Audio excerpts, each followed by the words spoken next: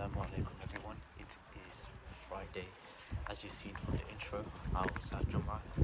Usually, for me personally, I try to go Jummah as early as possible. I remember even as a kid, like during secondary school, I used to go like really early. Like I used to actually go to the mosque at like 11 before they even opened the doors.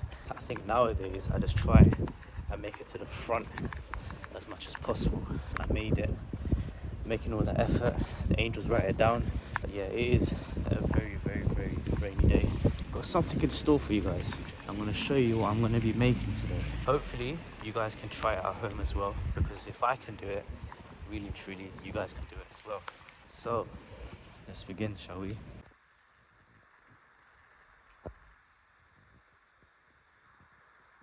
So pretty much what you've seen, I'll be making Turkish soup. This is my attempt. I have made it once or twice before, but now I'm going to share it with you guys. It's a nice, perfect sort of thing to have during the cold season here. So I'm going to show you the ingredients again of what I'll be using. Nice and easy. So you're going to need ghee. I'm going to show you that later on. That's right towards the end.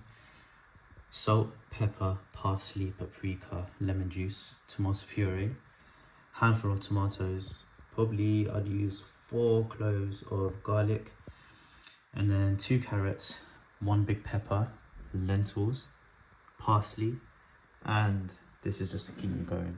As you've seen from the previous videos, this is beetroot juice.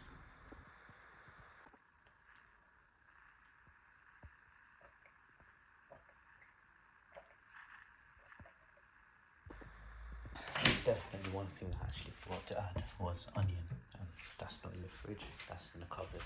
Cool, that probably took me like 5 minutes or more. Like, I'm glad I didn't record myself cutting it, because literally, like, I'm no chef, but I did the best I could. So I diced my onions, cut up the pepper, carrots, and then in between, like, that's all the garlic pretty much. I used 4 cloves.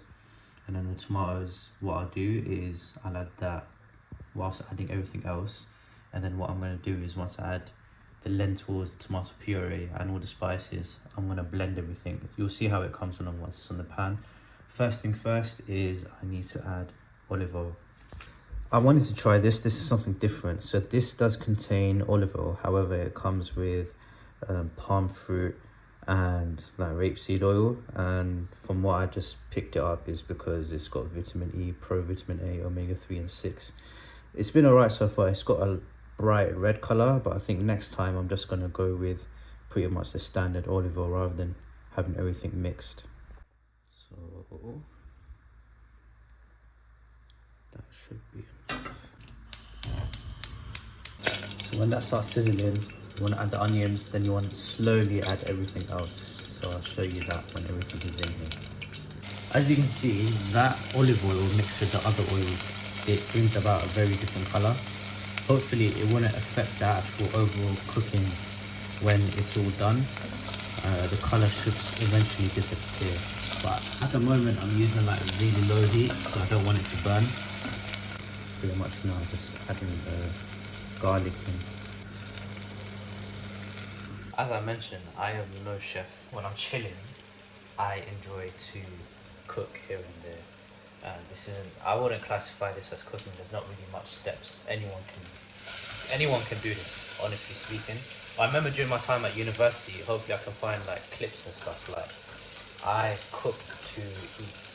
I didn't cook to enjoy, I cooked to eat. So hopefully like I can upload some stuff on here where you can see what I cooked. Literally it was just some form of like pre-made sauce and then rice. It did help me bulk, don't get me wrong, unintentionally, whilst I was going gym. But now I just do this for pleasure. I've added everything in, so the chopping board's empty. I will now add tomato puree. Let's see how much that is. It's completely up to you how much. But yeah, I think that should be enough. So now that the tomato puree is now mixed in, what I'm also going to add now is the lentils. At the moment, I'm also boiling water. That would help with the soup consistency. Once all that is added in, then I'm going to add the spices. I'm going to add a bit more, and I'll show you what I'm going to be adding. As I said, it's completely up to you if you want to add anything extra. So I may add a bit of chili and haldi as well, which is turmeric.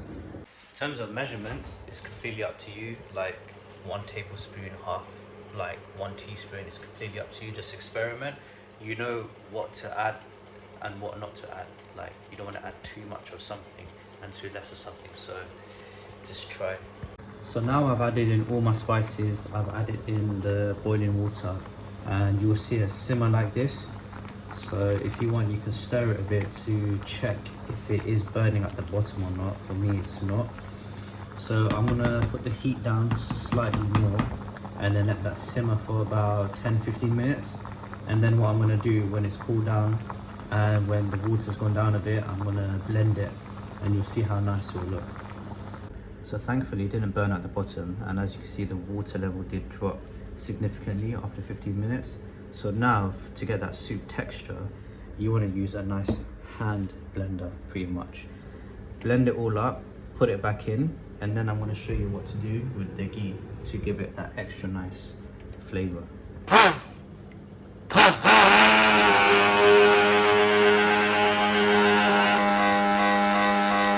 As you guys can now see, it is a very nice soupy texture and a very nice orangey color. That's what you want.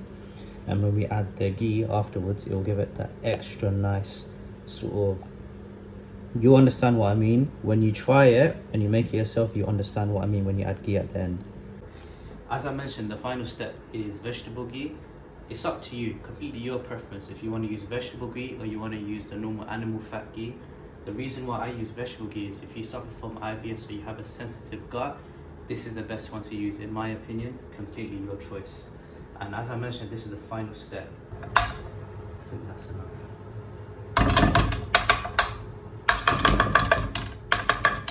Cool. So once the heat is on, you'll see the ghee will start to evaporate, which is what you want. And eventually when it does get smaller and smaller, then you want to add your paprika on top. This can be 1 tablespoon or more than that, or even less than that. So now that it's sizzling and majority of the ghee is now evaporated, I'm gonna add the paprika now. Probably a little bit more. That's fine. As I said, it's completely up to you if you want to add less or more. This is probably my 3rd time cooking it, and I added a little bit more than what I should, but I don't think it'll make much of a difference. So now I'm gonna turn this off. And also I wanted to say, if you don't have ghee, you can use butter instead. Stir that. Can you see that redness color?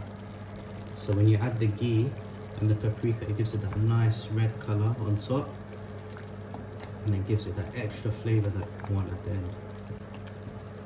So what I'm gonna do now is add the finishing touch, which is parsley. It's up to you as well. You can add the parsley beforehand and blend it. I like adding it at the end.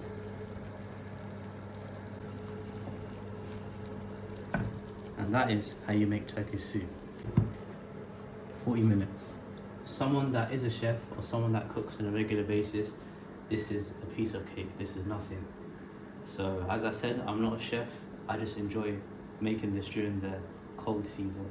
And that'll probably last me 2 days. I also got a baby chicken and I marinated it. I'm not going to say what the marination is here because it's my first time ever doing this, and I want to try it first before I share it out. If it does come out a success, maybe I'll make another video of what I actually did. So I thought to make it much more nicer and presentable, chopped up some pepper, orange pepper, doesn't matter what color it is, your choice, and some potatoes. And then soon after this, I'm just gonna add salt, pepper, and maybe something else to make it a bit more spicier.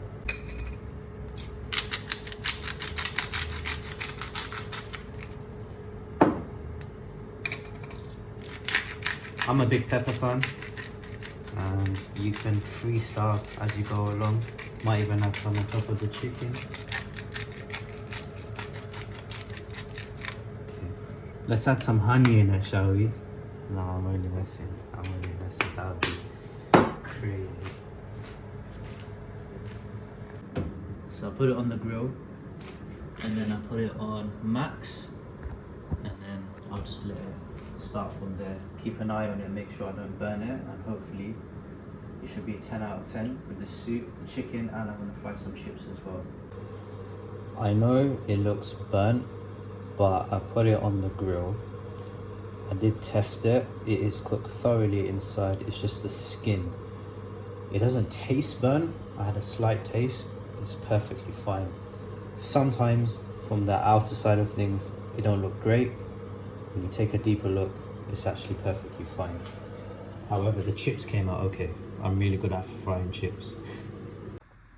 So, yes or no? Would you eat that? Comment below if you would. In my opinion, I think it doesn't look too bad considering it is my first attempt. I think overall, I did a good job considering this was my first time actually marinating everything and doing everything from prep, ground up to the final finish. I think it went really well. This is probably going to be a really short vlog. I just thought I'd upload something compared to, I think, last week and a half since I last uploaded. So inshallah there'll be more vlogs to come. Let me see what else I can do amongst this busy schedule that everyone has. And yeah, I'll see you guys in the next one. And please attempt to make what I made. I want to see comments below how everyone found it, especially the chaps as well, the guys watching. If I can do it, as I mentioned, you all can do it as well. So give it a go, and trust me, during this cold winter period, it's good for you. Take care. See you in the next one.